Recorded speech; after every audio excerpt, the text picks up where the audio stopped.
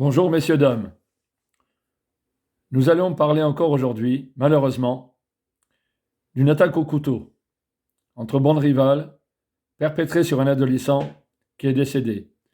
Je vous lis l'article. Val d'Oise, un adolescent mortellement poignardé dans une rixe entre bandes rivales à Aizainville.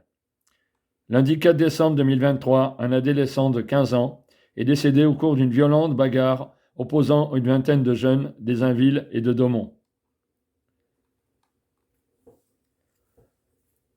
Et encore, le problème se pose. Que se passe-t-il chez nos adolescents? Des coups de couteau, sans arrêt, là depuis plusieurs jours. L'affaire de Thomas, l'affaire d'Adrien, en 2018. Et maintenant, une ou deux fois par semaine, des bandes rivales, des jeunes entre eux, se poignardent. Où est le problème? Je pose la question à tous les intervenants. Que se passe-t-il dans notre jeunesse, sur notre territoire? Là est la question.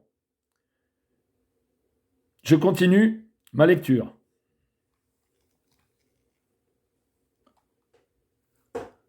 Un nouveau meurtre dans le Val d'Oise, lundi 4 décembre 2023. Un adolescent de 15 ans a été tué de plusieurs coups de couteau au cours d'une rixe entre bandes rivales, à Aizainville, Val d'Oise. Le drame s'est déroulé vers 18h15, route de Daumont, en face du magasin Picard. Effectivement, j'ai pu constater que c'est souvent en soirée que ces crimes se passent. 18h, 21h, toujours en soirée. Comment pouvons-nous contrôler nos jeunes? Ceux qui vont en cours, dans les collèges, les lycées, ceux qui sont en apprentissage, bien évidemment. Apparemment se pose la question du contrôle après les cours, par l'autorité parentale, souvent en soirée. Que font-ils à ces heures-là, ces adolescents? Bien sûr, en dehors des trafics de drogue. Car là, nous sommes sur une autre histoire. Pour un grief, au sujet d'une paire de baskets, mais je vais continuer à lire les paragraphes à venir.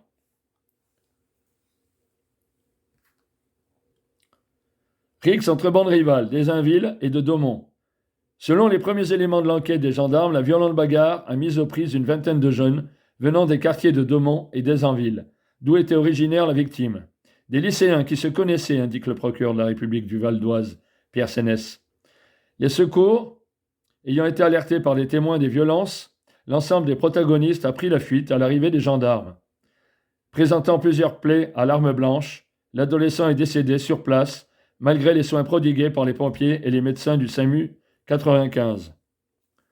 Encore un adolescent de 15 ans qui demandait qu'à vivre, à devenir adulte, à avoir une famille, à avoir une situation. Qu'en est-il devenu? Ce garçon, il n'a plus d'avenir. Il est mort.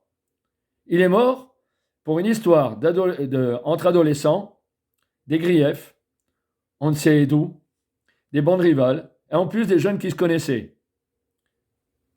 La question des rassemblements d'ados, la question des fréquentations, la question de quartier à quartier des connaissances, la question des histoires d'ados qui partent souvent de rien du tout et qui finissent dans le drame, l'horreur. De terrifiants crimes entre ados, à coups de couteau. Je répète ma question. Que se passe-t-il dans la tête de nos adolescents, de nos enfants? Là, nous parlons donc de notre territoire français, mais peut-être que ça se passe aussi dans d'autres pays. Le problème ne serait-il pas des jeux vidéo, de la violence au cinéma, des pourparlers toute la journée sur les chaînes télévisées, de la guerre à l'étranger, qui parlent de violence, qui montrent de la violence? Serait-ce ce problème-là? À ce jour, nul ne le sait vraiment. Sur les débats concernant les ados, on envisage tout un panel de problématiques, de causes. Mais que pensez-vous de la violence entre ces adolescents pour des histoires qui ne valent pas la peine la plupart du temps? Est-ce la précarité? Est-ce la promiscuité dans les quartiers, dans les immeubles bétonnés? Je l'ai dit dans une autre vidéo. Quand vous avez un groupe, il faut peut-être le séparer. Surtout des groupes qui prônent la violence, qui discutent entre eux de violence, qui, pour un oui ou pour un non, se bagarrent, se disputent. La problématique ne serait-ce pas aussi la morale, l'éducation, au travers de la famille, au travers de l'éducation nationale, dans les cours d'école, un exemple. L'exemple des adultes, dans toutes ces perspectives, que ce soit l'éducation nationale ou familiale. Un gros problème se pose depuis plusieurs années. Quand j'étais en police, je l'ai vu aussi en tant que sécurité privée, puisque vous avez mon cursus si vous allez sur notre site, j'ai pu constater que ça a commencé, mais gravement, au niveau de la violence entre ados, dans le début des années 90. Ça a été l'apogée. Je l'ai constaté sur plusieurs infractions entre ados. Les coups de couteau, il n'y en avait pas comme aujourd'hui. Donc je pense que la violence est montée sans cesse, omniprésente dans les quartiers difficiles, dans les quartiers bétonnés. Les solutions ne serait-ce pas de séparer ces groupes, ces familles, de les isoler les uns des autres, de leur faire comprendre ce que c'est que la vie, au travers de la nature, je le répète encore, que ce soit la mer, la montagne, le monde rural, les faire évader justement de leur prison bétonnée, d'avoir également, si je puis me permettre, d'ouvrir des centres, mais pas des internats. Je parle de centres aérés, ce que j'ai pu connaître dans mon enfance, qui mettaient en évidence justement la collégialité, les copains, les copines, encadrés par des gens qui avaient des formations. Et enfin, pour sortir ces jeunes désœuvrés des cités, qui deviennent de plus en plus violents, bien sûr, dans ces centres aérés, leur montrer tout l'inverse, tout l'envers de ce qu'ils connaissent tous les jours. Les trafics de drogue, les trafics en tout genre, la précarité, car dans les centres aérés, bien sûr, avec les parents qui viennent les visiter de temps en temps, ça serait magnifique, parce que ça leur donnerait peut-être de nouveaux repères, ça ferait réfléchir certains parents dans les familles, qui se diraient, après tout, bon, mon fils, est-ce que j'ai bien donné mon éducation? Est-ce que j'ai donné les bons conseils? Est-ce que j'ai donné les bons repères? Ça pourrait aussi, tout naturellement, que tout le monde se pose des questions, parents, enfants, bien sûr. Voilà, je donne des propositions. Les internats, c'est pas terrible. Ils ne voient pas souvent leurs parents. Je parle bien sûr des ados. Une fois que c'est trop tard, la prison, les tribunaux, mais il est trop tard. Avance trop tard, justement. La société moderne que nous vivons peut avoir tout un panel de possibilités. Entre la modernité que nous disposons, la technologie que nous disposons, les formations, la connaissance que nous avons acquise depuis plusieurs années sur l'enfance, sur l'éducation, la morale, que se passe-t-il? Tout porte à croire que nos politiques, les intervenants, se trouvent sans défense.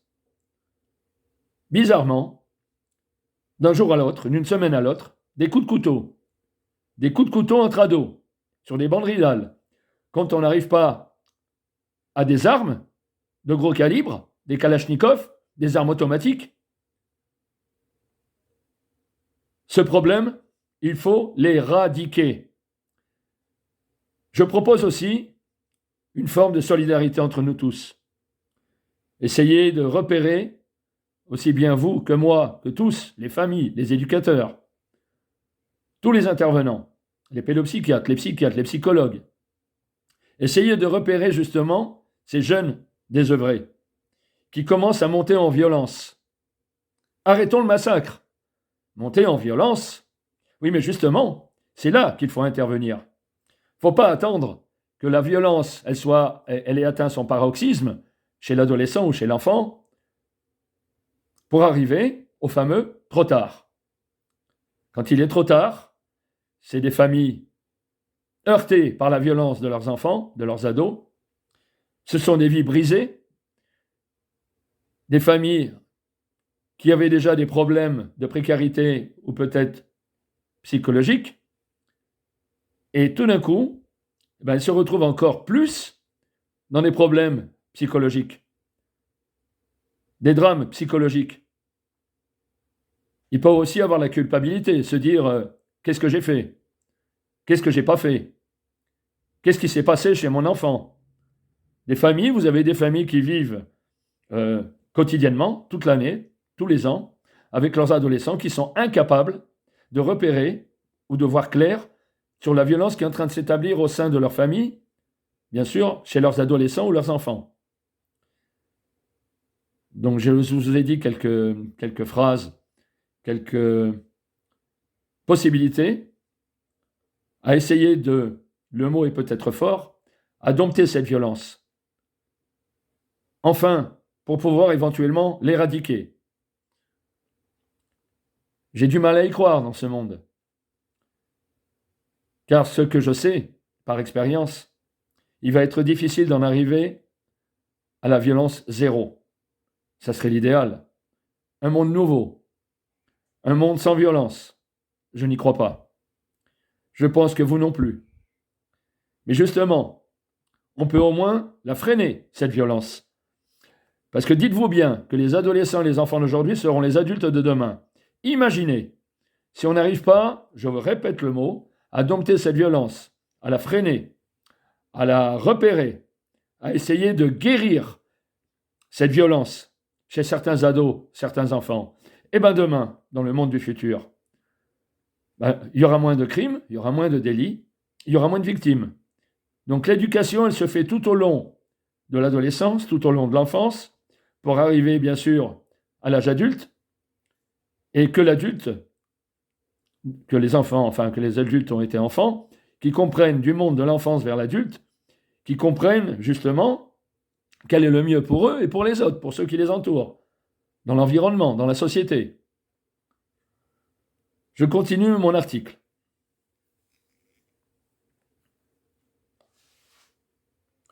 L'autopsie réalisée mardi matin au service de médecine légale de l'Institut de recherche criminelle de la Gendarmerie nationale a établi que la victime était décédée à la suite d'un coup de couteau porté au thorax.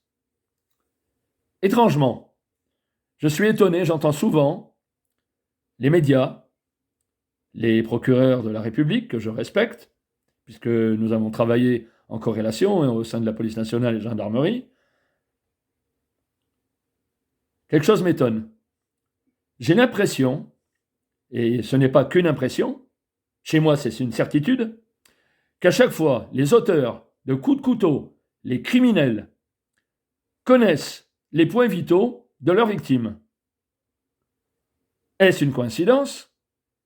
Ou est-ce une envie de tuer à tout prix et d'avoir pris ces connaissances? Comprenez-moi. D'avoir donc la connaissance pour tuer. Je suis effrayé. Je suis consterné sur ce que je dis. Parce que malheureusement, j'en suis convaincu et je voudrais ne pas en être convaincu, comme vous tous. Je continue mon paragraphe. Il s'agit d'un jeune d'origine haïtienne qui vit avec sa mère. Il a une petite sœur scolarisée à Aisanville et un jeune frère souffrant d'un handicap. Il était investi au service de jeunesse de la ville, notamment pour l'aide aux devoirs, a précisé le maire DVD d'Aisanville, Thierry Battaglia, avant d'évoquer l'origine de l'ARIX. Peut-on parler de précarité? dans cette famille où vivait la victime. Apparemment, d'après ce que je peux lire et ce que vous avez entendu sur ma lecture, apparemment, ça serait un garçon sans problème qui aidait, qui donnait aux autres. Et là, je ressors toute mon émotion parce qu'il donnait aux autres. Et certains autres qu'il fréquentait, là je suis en colère, lui ont pris sa vie, ont détruit sa famille. Imaginez la sœur, la mère, imaginez l'avenir qu'ils vont avoir pour un coup de couteau, pour un adolescent qui n'a même pas compris son acte, ni avant, ni pendant, ni aujourd'hui, peut-être après. Est-ce qu'il le regrette? Je ne l'ai pas devant moi. Est-ce qu'il va avoir des regrets? Je n'en sais rien. Je continue mon article. L'altercation résulterait d'une histoire de basket, selon ce qui a été relaté par 2 camarades. Les auteurs de l'altercation ont croisé le jeune à son retour du lycée de Daumont. S'en est suivi l'agression mortelle. C'était prémédité. Je vous l'ai dit. Je suis consterné, en colère. Prémédité. Qu'est-ce que ça veut dire? On attend son petit copain pour le tuer, pour lui asséner des coups de couteau. Bizarrement, des coups de couteau. Alors je vais vous dire, des coups de couteau, ça veut dire que c'est une facilité. Une facilité pour avoir un couteau sur soi. Vous le savez, les médias en ce moment, c'est un massacre. Un massacre. Il n'y a pas une semaine où il ne se passe pas une attaque au couteau, que ce soit des actes de terrorisme, que ce soit entre adolescents, que ce soit entre bandes rivales, que ce soit des fous furieux. Quelque chose ne va pas. Je le redis encore dans cette vidéo, quelque chose ne va pas dans notre chère humanité à l'heure actuelle. Tout est à revoir. Sur l'éducation, sur la moralité, sur les instances d'éducation et de la moralité. Aussi, de même, tout ce que les adolescents peuvent voir et entendre, l'exemple, un bon exemple serait l'éradication complète, plus ou moins, si on y arrivait, mais je n'y crois pas, je vous le dis encore, l'éradication complète de la violence, déjà dans l'esprit de l'enfant, dans l'esprit de l'adolescent, pour en faire des adultes épanouis, heureux, qui pourront construire une famille, qui pourront construire leur profession et tout un panel de loisirs et de plaisirs qu'ils auront dans leur vie. Là, aujourd'hui, on est sur le plaisir de tuer. Je vous le dis. Je suis énervé, vous le voyez, je suis en colère. Le plaisir de tuer. Je vous répète encore cette fameuse question. Qu'est-ce que ça veut dire? Réfléchissez, tout comme moi, à la problématique, aux solutions, éventuellement.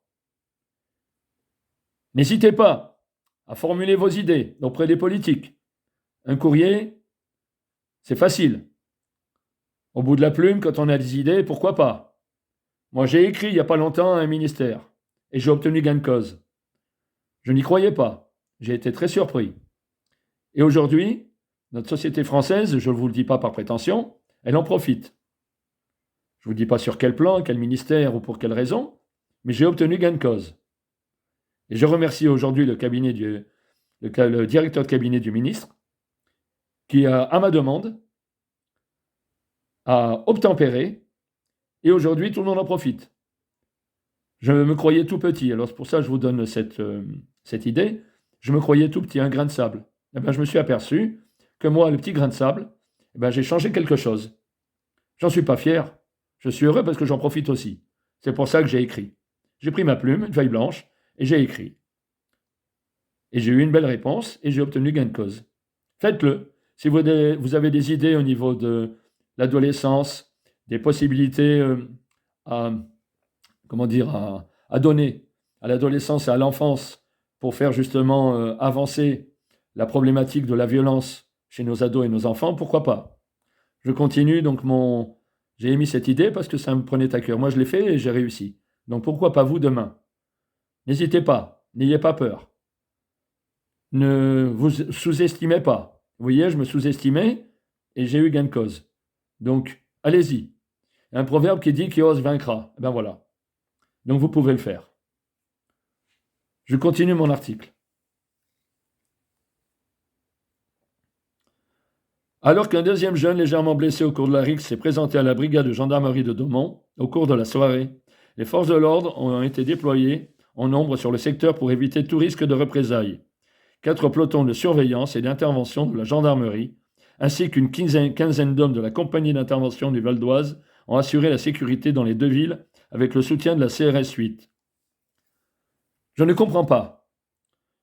Vous avez déjà de la violence, vous avez déjà un crime, un assassinat, puisque c'était prémédité, et derrière ça, encore de la violence qui risque encore de s'ajouter à la violence.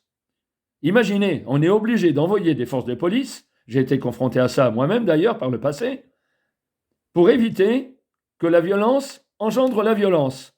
Alors que, normalement, un enfant de 15 ans qui vient d'être assassiné par d'autres ados, enfin un ado de 15 ans, et on est obligé d'envoyer des forces de police pour calmer le jeu. N'y a-t-il pas un problème là aussi?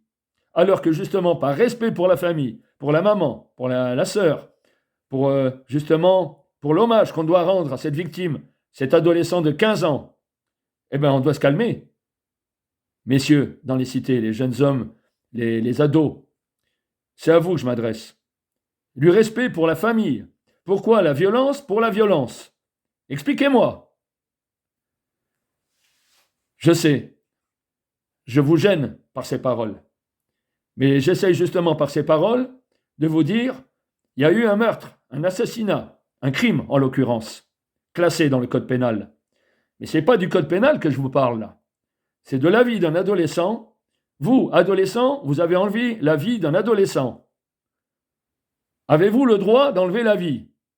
À quel titre? Pour une paire de baskets? C'est une plaisanterie.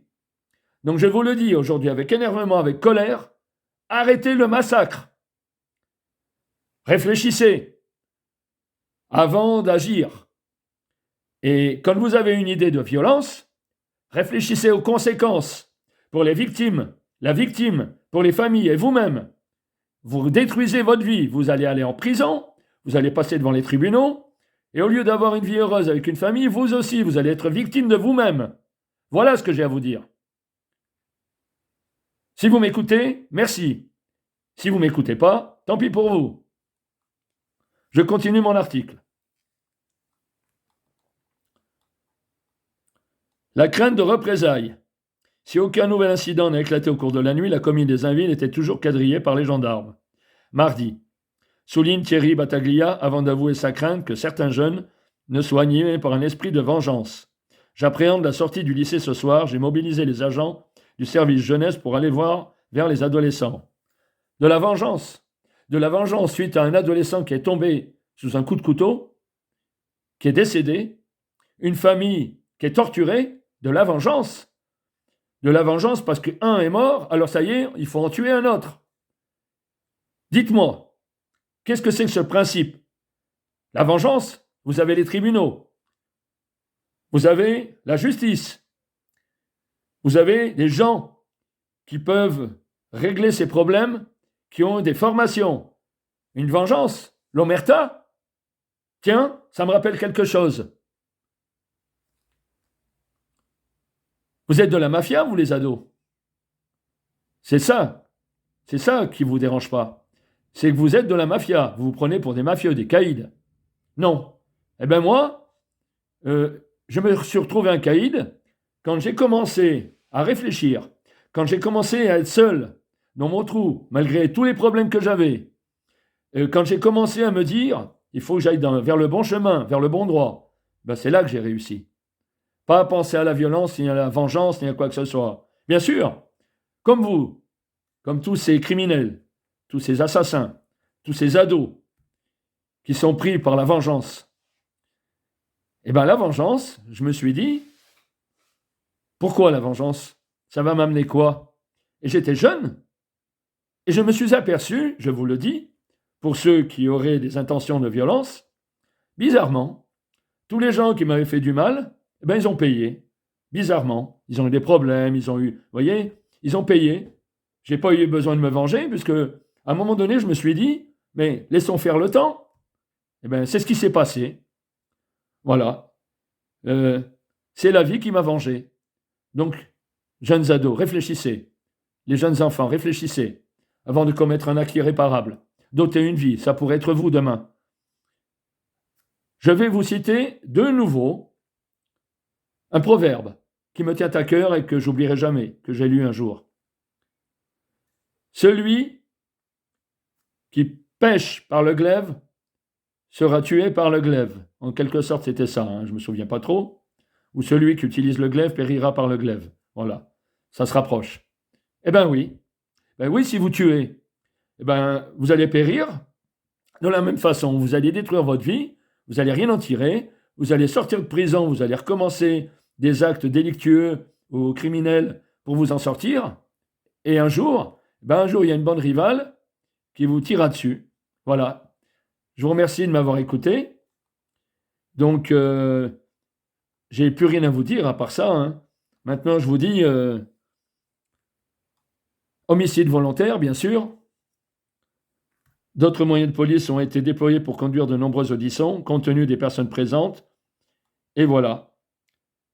3 meurtres en 4 jours quand même, sur le Val d'Oise. 3 meurtres en 4 jours, et toujours vers le thorax sur des adolescents. Quoi dire? Il faut que ça s'arrête, il faut que ça cesse. Voilà. J'ai fini ma vidéo. Je vous remercie de m'avoir écouté. Je vous souhaite une bonne soirée.